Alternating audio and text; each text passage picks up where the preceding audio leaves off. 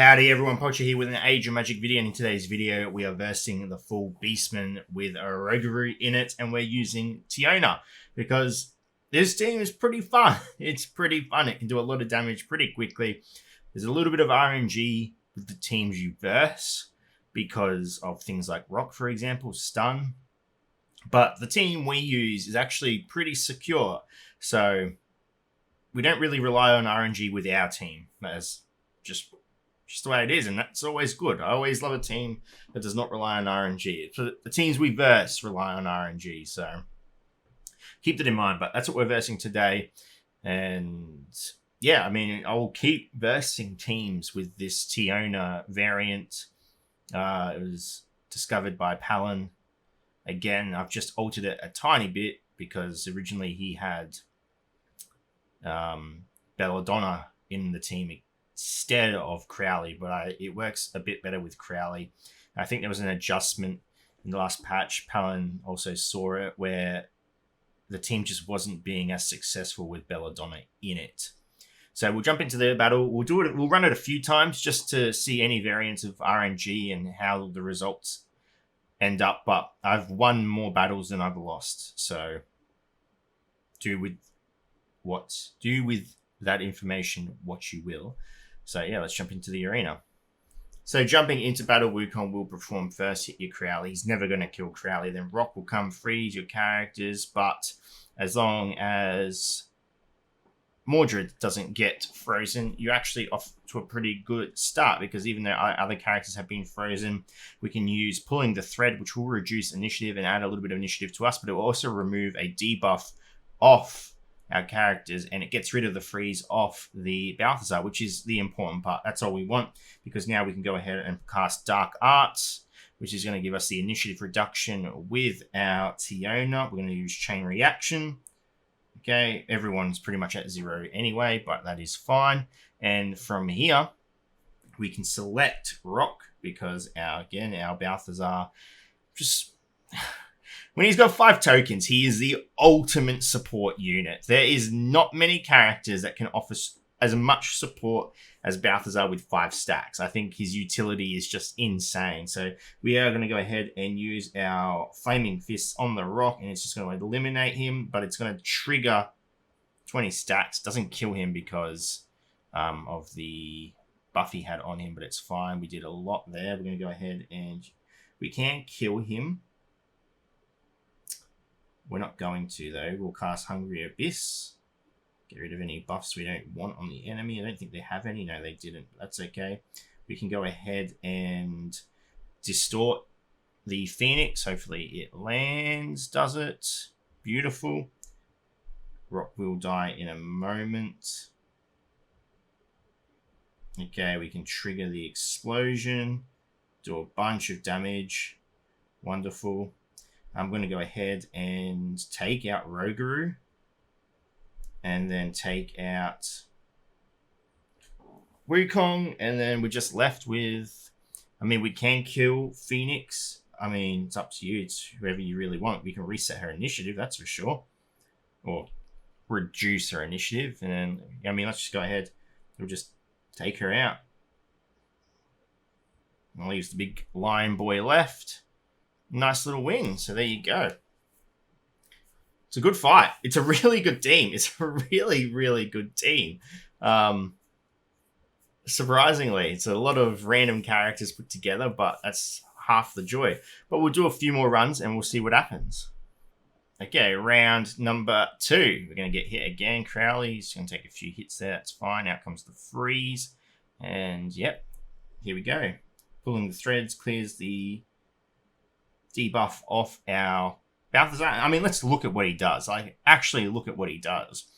Okay, so every time he has a darkness token, it can randomly apply one of these debuffs, but at 5 tokens, it's all the debuffs. So, reduces the target's damage output by 30%.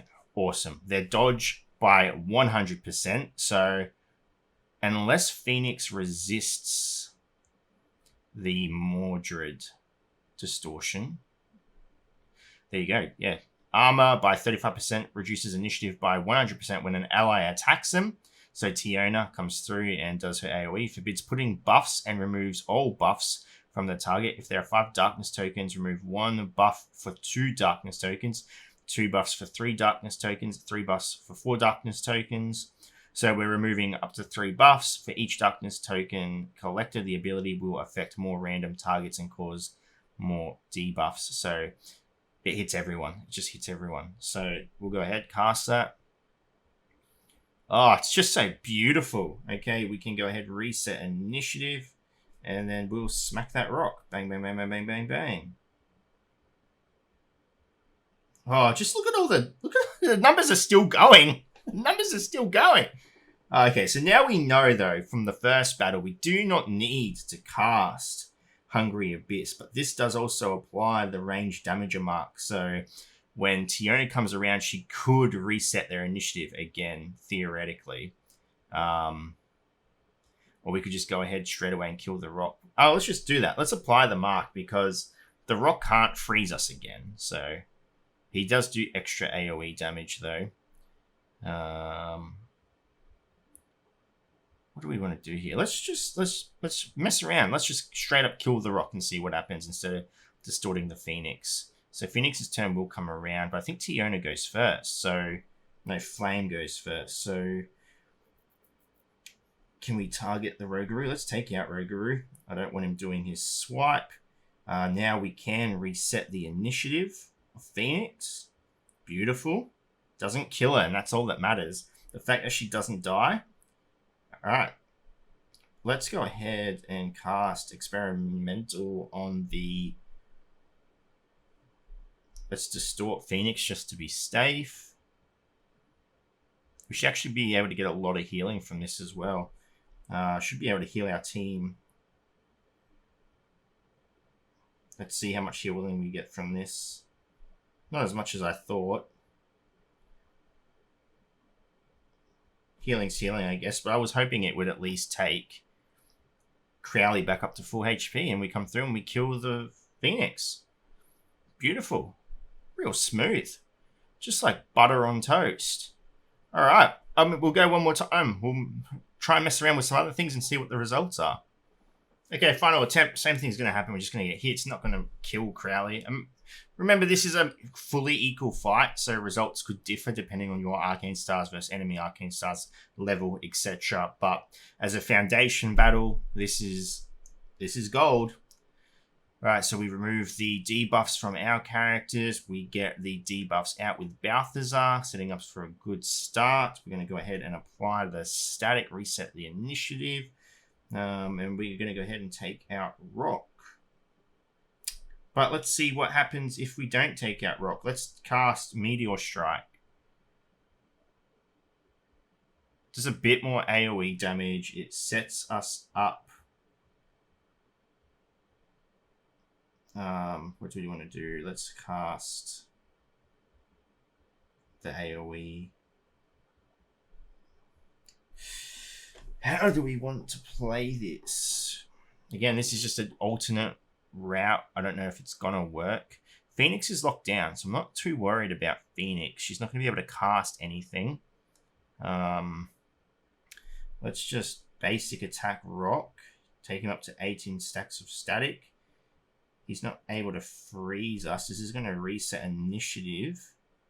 Yeah, that was a lot of damage as Phoenix resurrect. Okay, she does, but we should be able to take out Rock again instantly.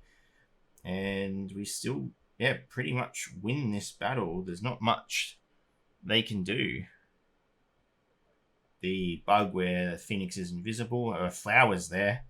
This is Phoenix's final form. Flower Phoenix. High evasion, because you're literally aiming for the flower, but we're just superior, so we win. But there you go. There's the battle. It is a really strong team. It is a really strong team. The initiative reset, the debuffs you apply, the amount of damage Flames... It worries me that Flames Basic is her best ability. I honestly feel like it's her best ability. The other two, I could happily go through these battles and not use any of Flame's special abilities. Just use her basic, which is rare, really rare, because, I mean, You never really think about basics. There are some heroes in the game that do have really good basics, like Arcane, for example, has the ability to remove buffs with her basic if they've got Scorching Terror, I think, off memory. I mean, Mordred's basic is awesome as well. Resets and doesn't reset, reduces initiative, but Flame just does so much damage with her basic. It's on par, probably even better. It's better than Dracona's basic, which was, when we saw that originally, was huge damage to begin with. But I'm rambling. I'm sorry. I don't mean to ramble. I just enjoy these types of things. So anyway, ladies and gentlemen, thank you so much for watching. If you have any questions, feel free to leave a comment below. I will answer it to the best of my ability. And we'll be around the world. Until next time, please take care of yourself.